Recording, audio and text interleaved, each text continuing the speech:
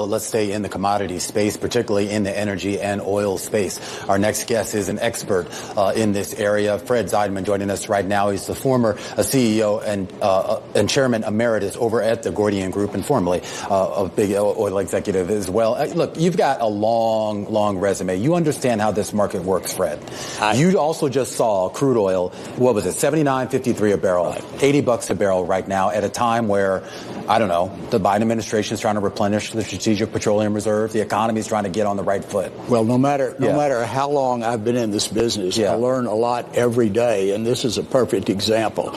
I mean, here we are. We've got a strategic energy reserve, and the purpose of that is for disasters when there's production cuts. And all of a sudden, we are in the United States where the politicians are weighing in. The Biden administration drained, I think, the biggest drawdown today that they've drawn in, I don't remember how many years. And there's no reason for this other than political. They're trying to keep the price of oil suppressed at a time when, again, their policies have been to destroy the fossil fuel energy totally. They all started the day that he was elected and shut down the Keystone Pipeline. Right. And all the signals were there that this was going to happen. And now he's draining the strategic reserve to make that work. And Council for Secure America, which I co-chair with Harold Hamm, who I believe you said you're going to have on tomorrow. Our sole purpose is to try and explain to Americans what they're doing to themselves and doing to our country. There's been a lot of discussions, though. I mean, there are a lot of motivations as to why the SPR was drawn down. The Biden administration would tell you it was because of the war in Ukraine. But there was a broader discussion about national security, right? The idea that we couldn't just be reliant on foreign sources of oil, something that we addressed, not necessarily through government policy, but it was something we addressed as a nation. But the idea that we also needed some diversification to other energy sources as well. Well, first of all, you've got to remember that when all of this, the war in Ukraine, literally had nothing to do with this. This is all a result of an administration policy to do away with fossil fuel. Again, the shutdown of the pipelines, the extension of the permitting process, the shutting down of leasing of federal lands, all of these were to cut down production of American oil. And just to stop you there, though, but they've said that explicitly. I mean, that's not exactly a secret. I mean, they've made it clear, not necessarily a shutdown of fossil fuels, but certainly less of a reliance. Well, no, that's true. Okay, but that's a long-term project, number one. Number two, any alternative fuel is still dependent on fossil fuel. I laughingly say, what are the windmills made out of? What are everything made of? We're not supposed to think about that. They're all made, it's like electric cars, out of plastic, right? I live right by the Houston Ship Channel. I see this stuff coming and going all day long, right? And everybody wants to shut that down. How are they going to make windmills? If they, how are they going to make the solar panels? If in fact you don't have any plastic product to make that happen. So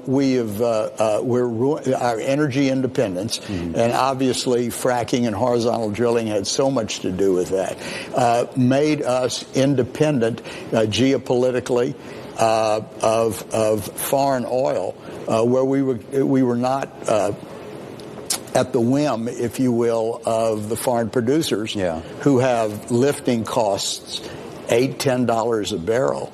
And can control the up and down prices at all. We became energy independent. We could continue to be energy independent if they would let us drill and if they would allow us to get the oil product and gas from the fields down to the refineries to produce.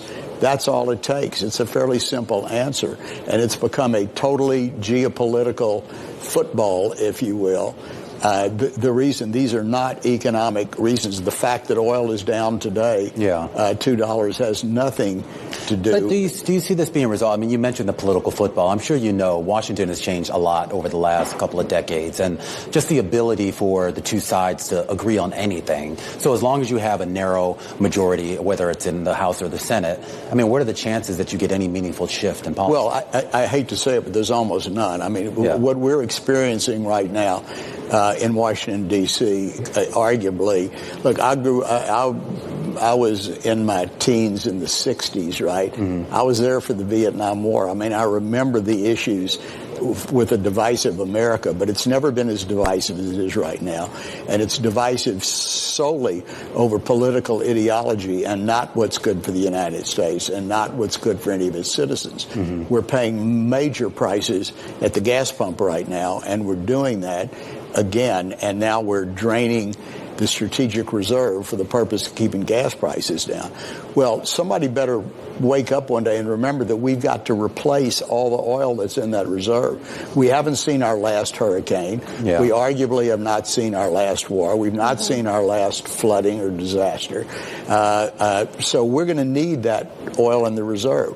When are we going to put it up? Those prices are not going back unless, if you will, one of the foreign producers, like Russia and Saudi Arabia did once before, decided that they want to show us that they still have a dog in the hunt. And so what do? They drop prices to $20 a barrel. Yeah. $20 a barrel. Saudi Arabia still made plenty of profit. So Russia found out they weren't so. So Fred, I'm sorry to cut you off because we're up against a hard commercial break. No, that's okay. Because, I mean, on your point, we should point out that Bloomberg reported yesterday that the Biden administration, they got rebuffed on a lot of the bids that were coming in. Basically, I guess in their mind, it was too low. So you have a market that's basically saying we're not going to play this game. Exactly. We need to get you back to talk a lot more, mainly about how kind of the trade routes have changed, dominance of China and everything. But we are up against a hard commercial. Yeah, really Fred, great to talk to you. Really great to talk to you. Hope you can come back soon. My pleasure. I would be happy to. Again, we've got a major chore in trying to inform America about what's really going on into the individual pocketbooks, which is hopefully what people. Council for Secure America is going to continue to consume my time. Yeah. All right. Well, hope to check in with you soon. That is Fred Zeidman. He is Chairman Emeritus at the Gordian Group.